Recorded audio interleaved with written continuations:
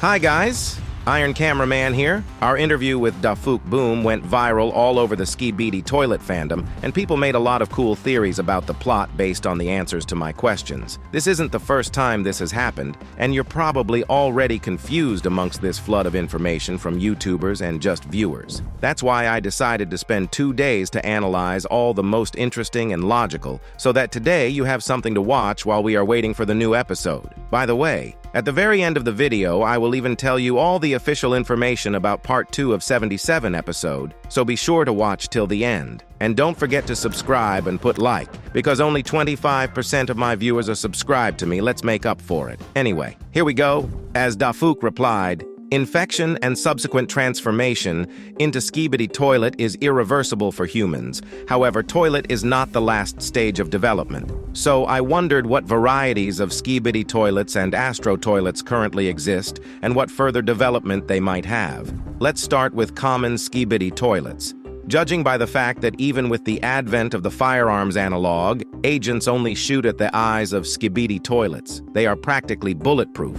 Their first variation is to change the toilet to another object, such as a urinal or bathtub. At first glance, this variation has no practical use. However, such mimicry can be used both for a surprise attack from an object that the agents do not perceive as a threat, and for withdrawal from the battlefield with subsequent camouflage. The second is size. We have seen both huge and small Skibidi Toilets, parasites that can be categorized as a separate species. They are also divided into small ones, taking control of agents, and large ones designed for titans. They also have a helicopter-like propeller for vertical mobility, otherwise they wouldn't even have a chance to reach the titan's vulnerable-to-hit area on the back of his head. Next comes the triple toilet, one of which even grew horns. This variety is effective exactly until 1 or 2 of the Skibidi Toilets are eliminated, causing the mobility of the others to decrease, since dead toilets don't move. Also, not to be forgotten, is the Hydra, the multi-headed toilet. It no longer has this disadvantage, so if one head is lost, the Hydra continues to pose a complete threat. However, all heads can be eliminated by normal flushing. Next are the Skibidi Toilets from the scientist's lab, invulnerable to fire, but not to the pain of it. Could effectively resist both the orange radiation of the TV men and the flamethrowers of the cameramen, as well as advancing and retreating directly into open fire. Then there's the big-headed Skibidi Toilet in the small toilet. Probably due to the increased mass of his head relative to the toilet bowl, he is practically unable to move around. After that, the skeletons. On the one hand, what's dead can't die. Bear Skull, due to the lack of skin, is immune to pain, and as a consequence, to flame and acid. Also, due to the lack of eyes, it does not need protection from radiation from TV men. However, probably due to the lack of skin, his overall survivability is reduced compared to a whole Skibidi Toilets. We've also seen regular Skibidi Toilets deprived of hearing and sight in a rather clumsy way.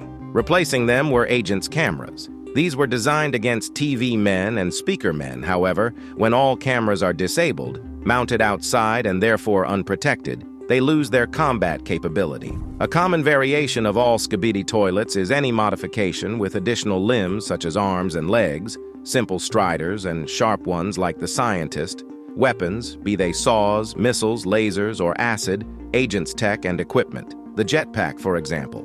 And finally, hybrids, not to be confused with mutants. Hybrids combine the toilet with the agent's body, so they retain his appearance. Pants, shirt, tie, suit, as well as flat robotic arms and body. Mutants, on the other hand, have pronounced musculature, as well as any costume that agents don't wear. Mutants are an improved version of hybrids, as their production does not depend on the used bodies of agents, which the Skibidi Toilets needed to find intact, as they do not have the parts to repair them, nor the proper knowledge and skills to do so. Hence why any critical damage to the body would have to be replaced in its entirety. Mutants, on the other hand, with their humanoid bodies, do not have these problems, and also, as we see with the muscular exhibitionist, can have much larger and more powerful bodies. An amusing consequence of this variation is that mutants can probably reproduce like normal humans. The pinnacle of Skibidi Toilet's evolution, though, is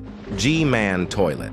Despite being stripped of Astro's powers, as evidenced by the lost red color of his eyes, he has retained their survivability and lasers. He is essentially an intermediate variant between a Skibidi Toilet and an Astro Toilet. Among the Astros themselves, we've seen conventionally simple fighters and elite fighters, which can include UFO and Duchess for their high rank and lasers. Juggernaut and Scorpion, however, are most likely an in-between. That is, they are higher than ordinary soldiers, as can be seen by their rank and equipment, but lower than elite ones. The evolution or upgrade of each of the above species is a multiplication of their basic traits, be it the number of heads on a Hydra, the power and number of weapons on a soldier, and so on. Interestingly, one of the Astros, having lost its head, showed further signs of life activity, just like the iconic something from the 1982 movie of the same name, which may be both a reference and canon. Consider the second case, referring to the source material. In it, the something is a highly evolved alien life form that assimilates others on a cellular level, acquiring all of its skills, memories, and genes. All it takes is the ingestion of a victim's secretions, such as blood, saliva, and the like, to infect them. The parallels with the Skibidi Toilets are self-explanatory. A highly advanced alien life form, the Skibidi Toilets, or Astro Toilets, assimilate local life forms, humans, turning them into their own kind using the simplest method of infection. We've also seen infected humans, just like the something, destroyed by fire. Perhaps Dafuk is thus giving us a fat hint as to the true nature of the Astro Toilets and their motives. They destroy humans and Skibidi Toilets as a primitive life form from which they have nothing to take. And the purpose of their expansion, i.e. taking over new worlds, is the same search for the genes, knowledge, and skills of other civilizations that will make them even more powerful.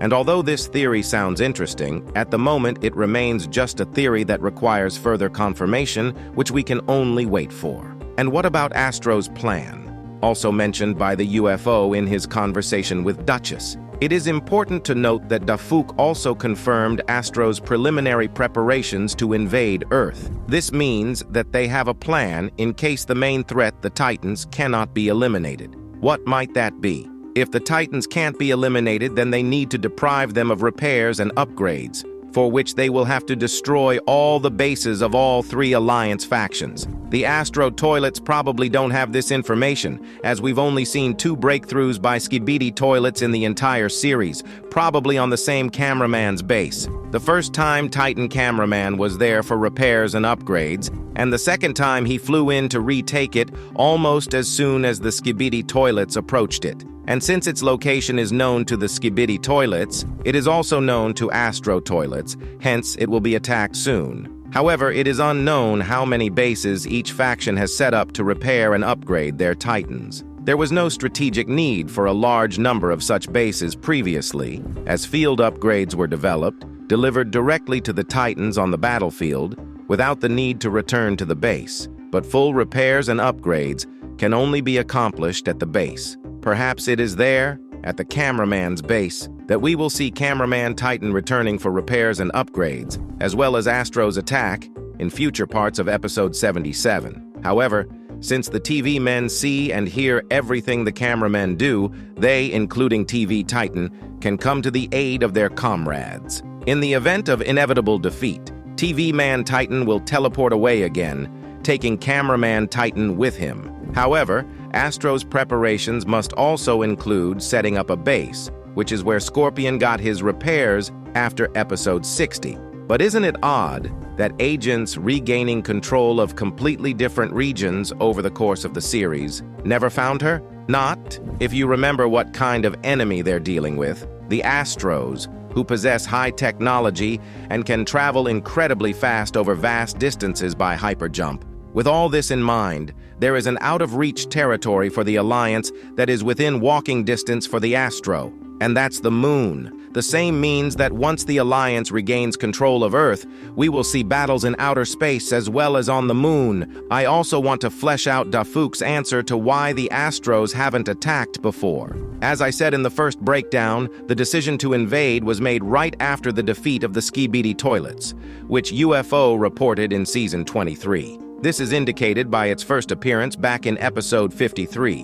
What else could the Astros have sent one small officer armed with a small gun for other than reconnaissance? Also, judging by the fact that he turned around upon Scorpion's arrival, he wasn't talking to him. One could assume that he had contacted the Juggernaut for reinforcements in case G-Man's execution didn't go according to plan. However, who then reported the need for an invasion to command? And why wasn't the Juggernaut in episode 60? Speaking of G-Man, why was he retried to be eliminated? The fact is that by capturing him, the Alliance would have learned strategically important information about their invasion of Earth, the location of the captured planets, battle strategy, weaponry, and Astros adversaries who could potentially become allies of the Alliance. In that case, the Alliance would have retaliated against Astro sooner or later. If the Astro Toilets had not invaded immediately after the conflict with the Skibidi Toilets ended, the Alliance would have devoted the freed-up resources to bolstering their defenses,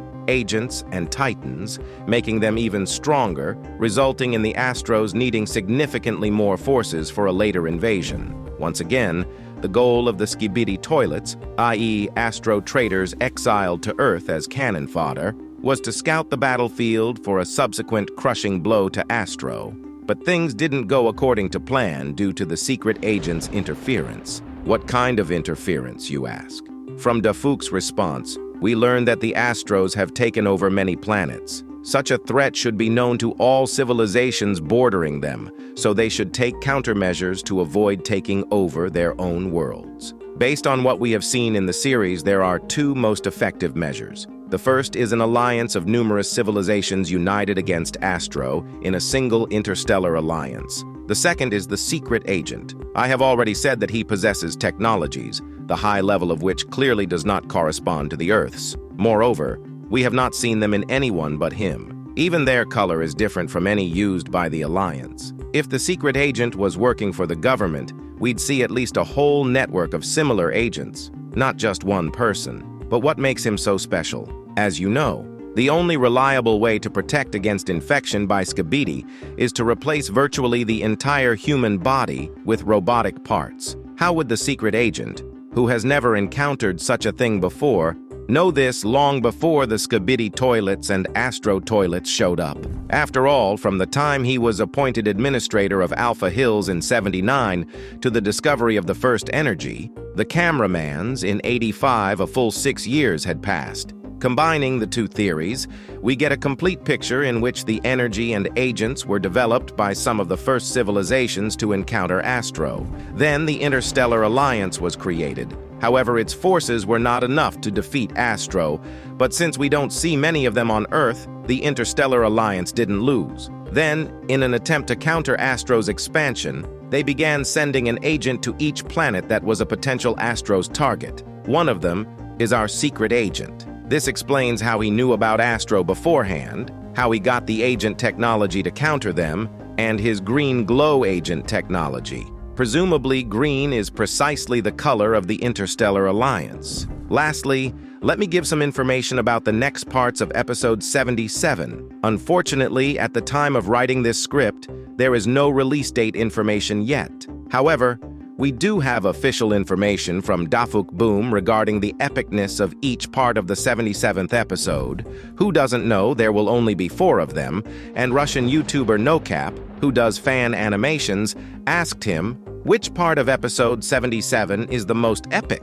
Dafook Boom replied that parts 3 and 4. It turns out the next part will be about the same as the first. Not very epic, but interesting in its own way. By the way, we should not forget that today's video can be said to be an additional dissection of the interview, so if you haven't watched the original source, where I show all 10 answers from Dafook Boom, then be sure to watch the previous video that appeared on the screen. If you like the video, appreciate it, share your theories in the comments, and subscribe so you don't miss anything interesting. That was Iron Cameraman. Bye-bye, friends!